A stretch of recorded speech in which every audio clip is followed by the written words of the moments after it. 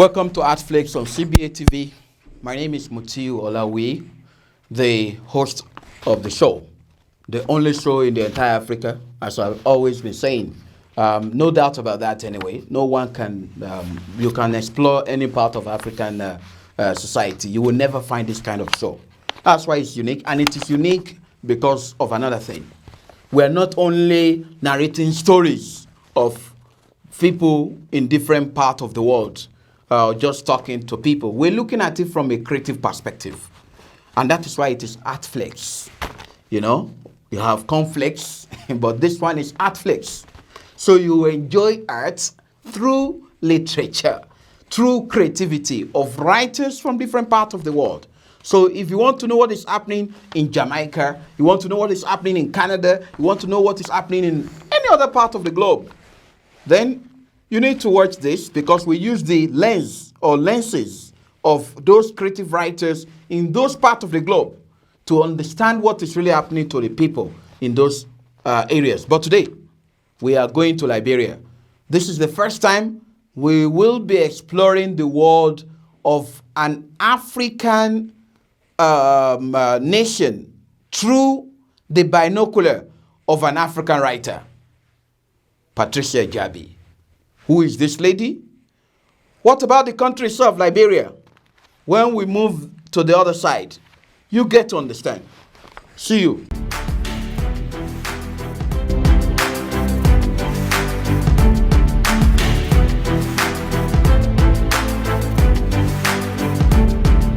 Thank you for joining us. As I've told you earlier, we're dealing with Liberian literature. Liberian literary world is not really popular. Not popular for several reasons, which I believe that our guest today will explore with us. And we'll get to know why it's not popular, what they can do to change the face of the literary hub of that nation. But we want to use our binocular to explore the world of the Liberians. So before we go into the exploration of the Liberian world, the socio-political, economic, and cultural life of the Liberians, it is essential for us to know who this great woman is on the screen with us today. Patricia Jabbeh Wesley was born in Liberia, and she was raised in Liberia. And she studied in Liberia, got a master's anyway in the United States. She's going to explore extensively with us about her life. I don't want to go deeply into her background per se, but I want us to know what makes her unique. She is an expert in 3 areas of language, especially English language: creative writing, English, and literature. She's a full professor in that area at Penn State University in Pennsylvania in the United States. She has published a lot of work. She has attended conferences, workshops, seminars in the United States and beyond, including Africa, of course, not only in West Africa, even the East Africa here. And she's a voice for the voiceless, especially the Liberian voiceless. Whenever issues happen, she's always consulted by established mainstream media houses across the globe, including BBC, Kenya Broadcasting Corporation, and Jamaica radio station. She has toured the world, conveying the message of her people, fighting for the right of our people, but particularly the victim of the war.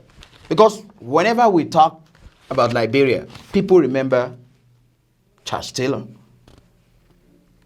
But the modern ones, they only remember Ebola. These are 2 things that people can associate with it. They don't know really much about this country. So we would need to know what Liberia is, how far has Liberia gone, what has Liberia achieved so far. Not to waste much of our time, because we've got a lot to discuss today. And I want us to extensively look at what we can really do to enlighten our viewers about this great country in a corner of West Africa.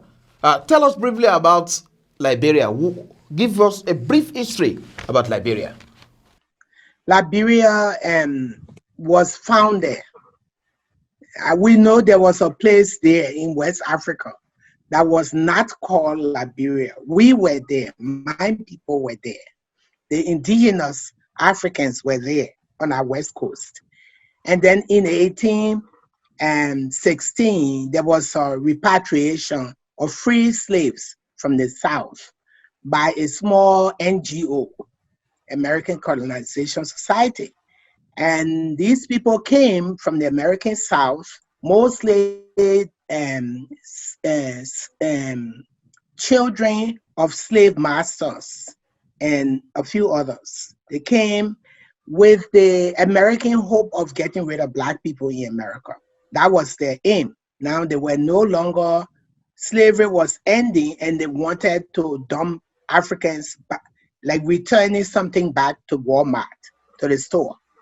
And so I'm telling you as it is, because some Liberians have a romantic view that America founded Liberia. So like, okay.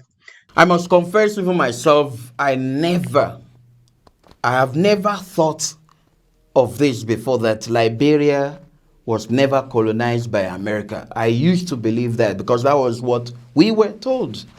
That's the romantic one you just mentioned, the romantic history that we read. So this is why this show is very important. I love the fact that I'm getting the other side of the story now. So Liberia was not really colonized by the Americans. They were the repatriated people from other parts of the globe. Right on. I think we need to know more. Please continue. Yeah. And so they met the natives. They are very hospitable people. So they welcomed them and gave them part of the land the way Africans do. But they had a view of the Western style government. So they set up their government and they began to make rules for the people who gave them their place. And so there was a disconnect and many battles, because the Africans were like, we don't sell land. Land belongs to everybody. And they were marking and setting up just like the colonizers did in Africa. And this group that sent them was called the American Colonization Society. So there is no disconnect on their end. So they established the Western style kinds, and there were many wars. My place of origin is from the southeastern tip of Liberia, where you see that cape. So we were the farthest, and our county have the indigenous people who Igbos and the Ashantis. They call us, they say we descended from those tribes. So we are different. We are very aggressive, independent. So after Liberia was founded, imagine 1847, they say they declared independence. And I gave them credit for that. After all kinds of little wars and scrimmages, Maryland, the state of Maryland, which was founded by another colonizers, they not annexed to Liberia from 1847 until 1858 or something like that. There were many wars between the Cloud people, the Kru Grable, they call them the Cloud, that in the family of languages that is classified under your languages. They're the Mende people. We are not the Mende. So there were a lot of wars, and I think so that's how the country it was founded on rocky history. And for more than 139 years, there was discrimination of the indigenous by the minority people. And people, they built only around the coastal parts of Liberia, built schools and rejected the hinterland. the deep part of the country. And so Liberia is classified by that divide and that history where if you don't blink, you will think is racism. You will think that the American style, I'm telling you the dirty history that nobody wants to write. And one of the things that makes Liberia unique positively and unique negatively is that history. And the coming of our brothers and sisters from slavery is good news, was good news. But the establishment of a government that was based on that same slave system is bad news. And so from the very founding, Liberia had its history. I am a product of some of the history that is untold. My father, for him to get an education, he had to leave his home village and live in a home of a descendant of free slave, people we call American Liberians. And his name was changed from Moses Jabbeh to Moses Gibson. So he was given a slave name. So we have all these Liberian indigenous people who, in order to partake in their own government, had to give up their heritage. And my father was out of college before he rejected that name. So his diploma, his college diploma says Moses C. Gibson. Sorry to cut you here. I'm getting to know a lot of new things. I have to confess, this is a very, very important program for me, especially because it's good to know, to get to know the real story rather than getting it from those who manipulate politically. I now get to understand that the world of Liberian the Liberians have been into war even before Charles Taylor, this recent one that we got to know about.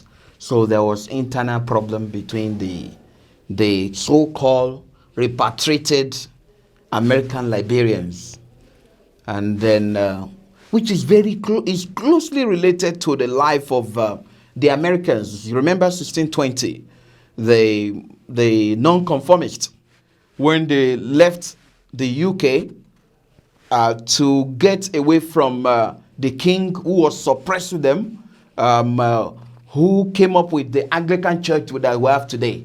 Remember the 1620 when they landed at Plymouth in the United States, and then the influence, the fact that they've got the education there, made them to have the control of the people, the Red Indians, the Anishinaabe, etc., the First Nation builders in the United States. They suppress them with the influence that the fact that they've developed technologically and education-wise. The same thing applicable to the life of the people in Liberia. So I'm getting to see the similarities between the history of America and the history of Liberia. Sorry to cut you. Please just continue. And as a result of this history of discrimination of its own people by the 139 unbroken years of Americo-Liberian dominance, Liberia's history was not written. Because if you're going to write the history of Liberia, you will take educated people to write the history. And those people who have been brainwashed will be the ones writing the history. And so our history was always like, we came to these shores of Africa, and we came to civilize the heathens. The same old story that the white people told our people. And so Liberia's culture, Liberia's languages, Liberia is the only country in which educated people barely speak their language. Where our languages, our culture, and what makes us African was shunned. Liberians were prevented and discouraged from having their own names and their own clothing and promoting their culture. But you know, African traditions thrive. Yeah. African traditions thrive. And so we are an enduring people. So this minority culture did not get to suppress our history like they thought. And usually, but people have to tell the truth. So it was William Ira Tauber who was overthrown, by the way. He was a better, clever thinker, even though we have William V. Todmore, who came from Kipamos, where I come from. And many people who are indigenous, Grebo people are proud of Todmore, but I am critical of Todmore. Because Todmore was with all these African boys who founded who liberated our continent.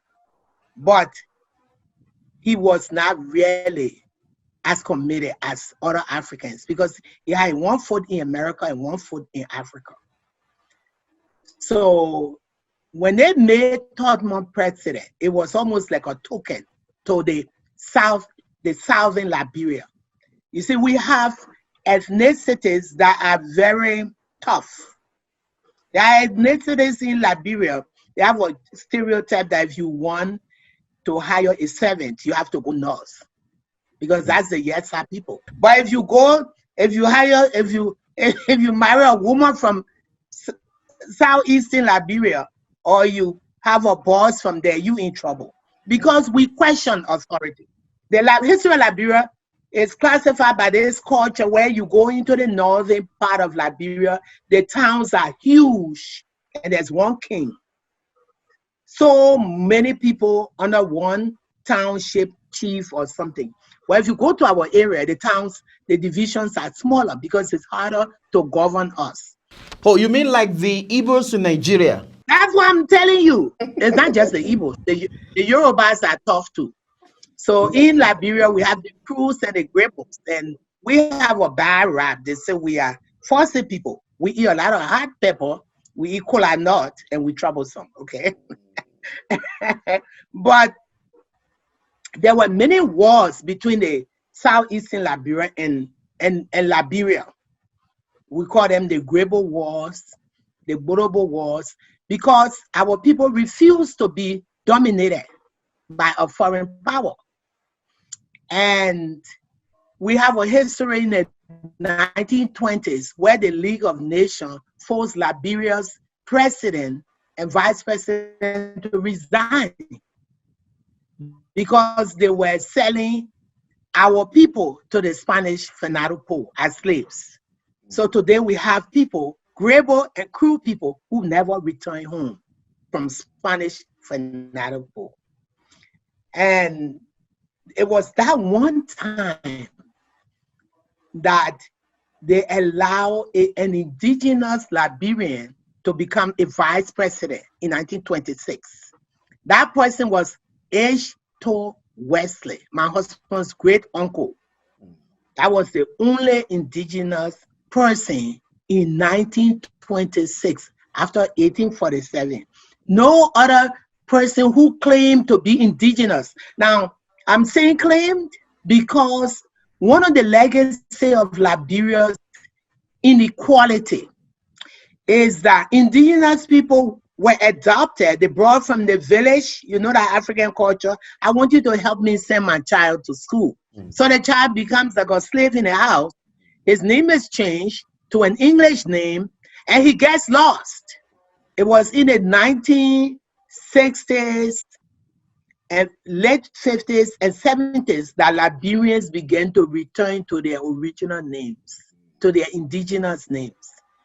And today we are still hearing stories of people who we thought were American Liberians, but they were indigenous. But the other complication with our history is that there is no pure American Liberian, because the American Liberians had to marry into African tribes. So they took women from among us, and the women married our people. But one of the legacy they kept was that in order to be in the top elite ruling class, you had to literally disown yourself. And our people did that. Well, I'm proud of my father because my father was so rebellious. He not only changed his name after college, lost his scholarship, they took it from him because they realized he was not a Gibson son, this big Gibson in Harper was not his father. And my father decided to work with USAID all his life and decided to not touch Liberian politics because you had to fit in. That history is what troubles Liberia today. It's really, really pathetic. No one will believe that Liberia is not the way it has been pictured, as I've said, romanticized by people in power. And no one would know that the life of Liberian is really so complex like this. You compare Liberia with the Yorubas and the Igbos. And that's the funny part to me.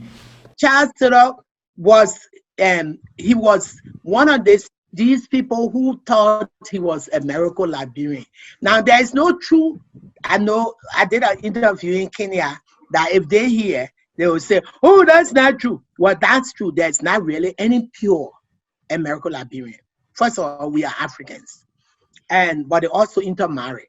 But Charles Taylor aligned himself to them until the war. Then he began to call himself Gola, and he gave himself a Gola name because he was using indigenous country boys, native boys, to fight his war. So he needed to pretend he was one of us. But Charles Taylor was hired by Samuel Doe, was kept by Samuel Doe, and he was General Service Agency Director.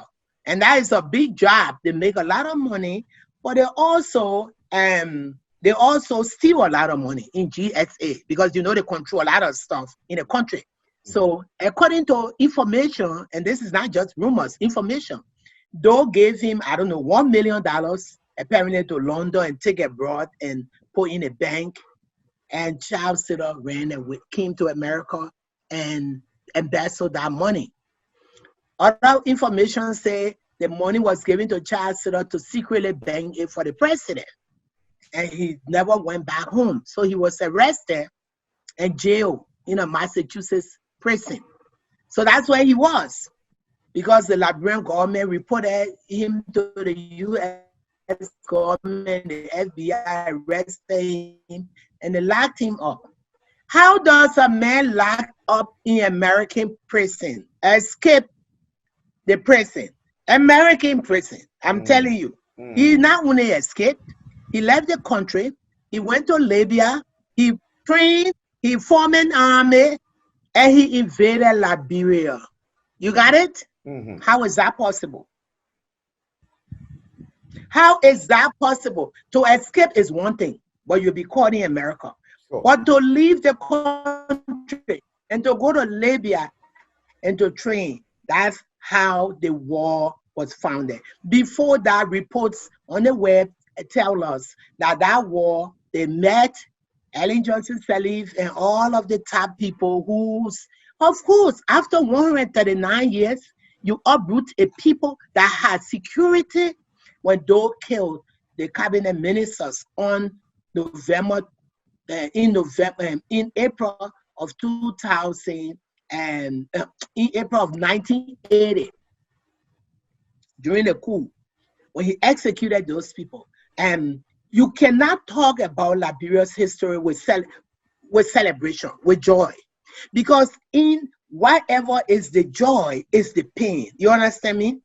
If my friends' fathers are killed in a coup, it's not good news for me. I'm not happy. You understand what I'm saying? Even though I knew we were suffering discrimination, I knew that my friends, when you in high school, people say things, your friends say, your country people, you ain't going nowhere. You nothing. You can't get jobs. Even if you finish, they say that to you. But because you all are children, you understand me? So when they kill your friends, your classmates' parents, it's still sad. Even though you are happy that there is an end to this kind of guarantee that only a certain people will be in power. You got what I'm saying? You're happy that it ended. You happy, but you're not happy that it ended so violently. So that's Liberia's history. Yeah, you have actually explored the Liberian world. Within a short time, we have got the true picture of Liberia. We've understood now that there were people who could refer to as the native Liberians. They were never called Liberians then anyway.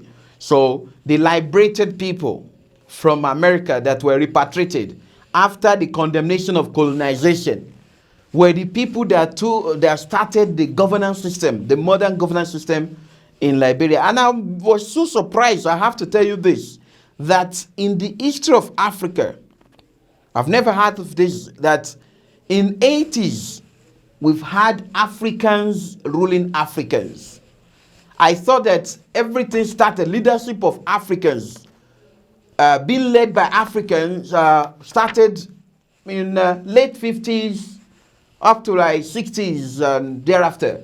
But I never knew that even 1820s, we've had what we call Africans, ruling Africans with, in collaboration with those repatriated from that part of the world. I want to go to the literary world of the Liberian, the socio-political. We've got that a little bit from our discussion, but I want to deeply go into that and get to see how was the life of the Liberian after the war, during the war, what other things that will make us to really go deeply into that. But before that, let's go for a break.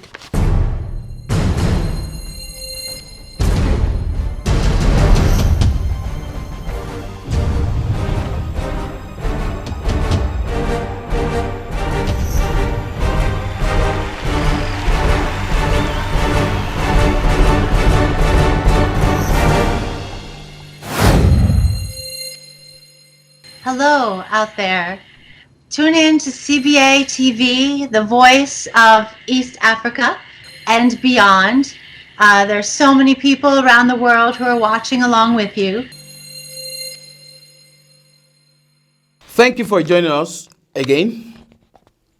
If you are joining us for the first time, we are on Artflakes on CBA TV, and we're exploring the world of the Liberians through the binocular lens, or the binocular of Patricia Wesley Jabbeh, a professor of literature, creative writing, and English at Penn State University in the United States.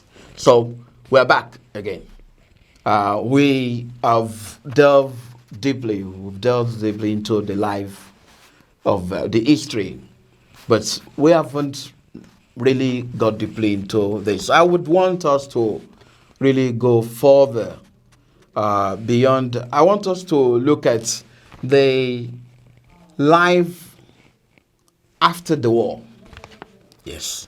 We've talked about the life before the war, particularly the time of the leadership that made history, not only in West Africa, but the entire Africa, the first female president.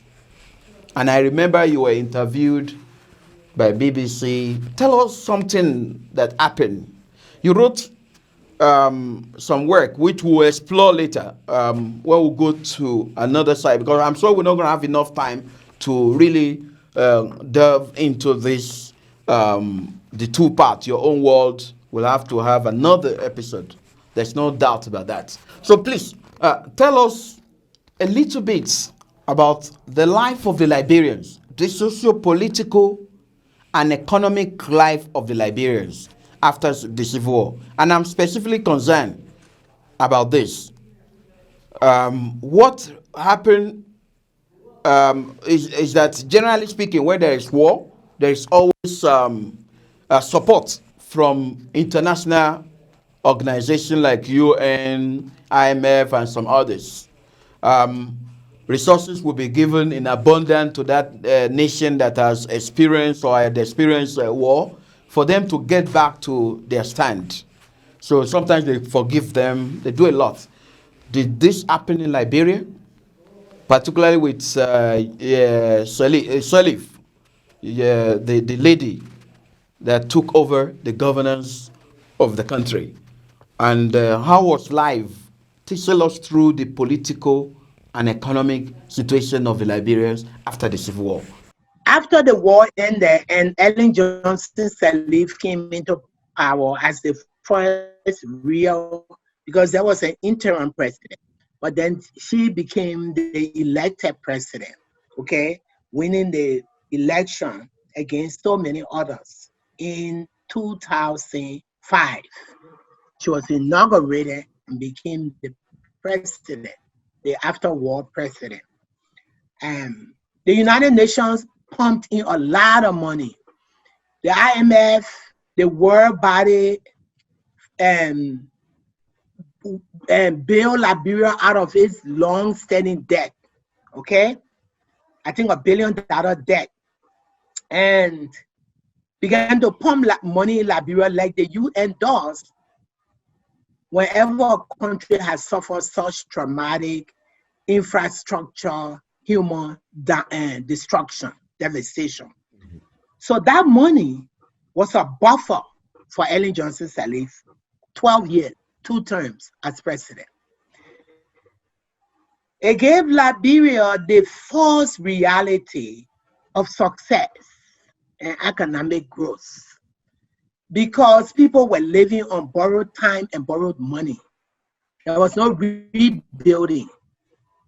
There was just paying off former soldiers, former rebels, militia, so that the war would not start up again because of the anger and the pain.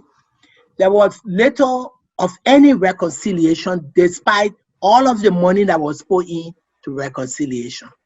When over, and I always say I have a different figure than the World Body has. They say 250,000 Liberians. Over 500,000 Liberians died in the war. When that many people died, and you do not set up monuments, set up times of healing, and people, they set up the election, the commission, the reconciliation commission. We all told our stories. I told my story in America here because I went through the war partly, the first war, and we suffered loss of everything. The entire country was overrun before the wars, the other wars that lasted 12 more years.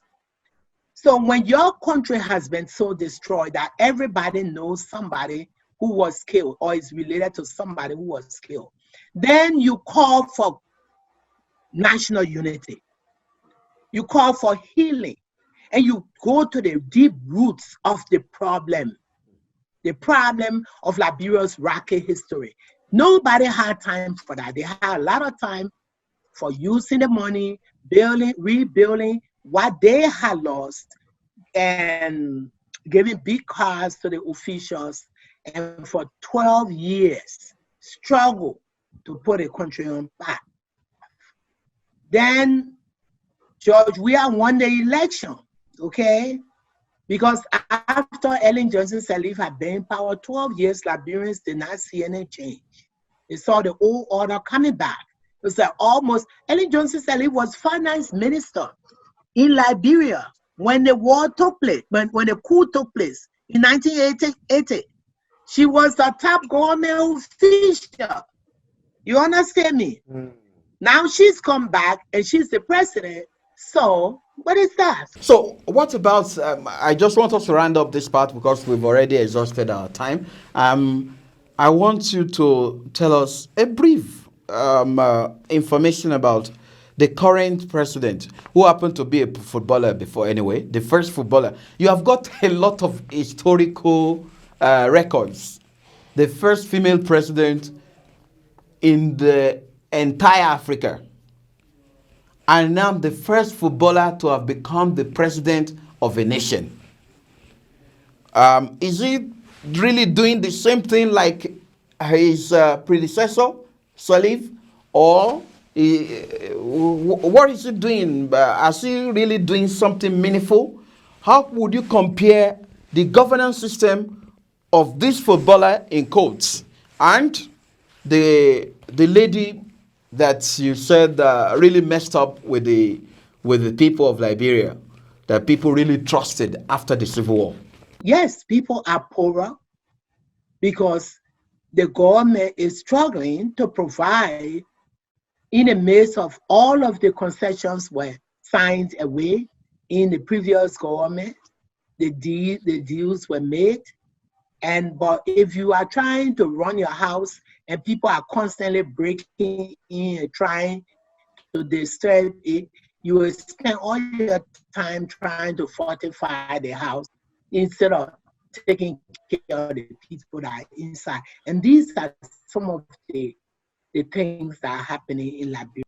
But it is optimistic because there are the young people and it takes time.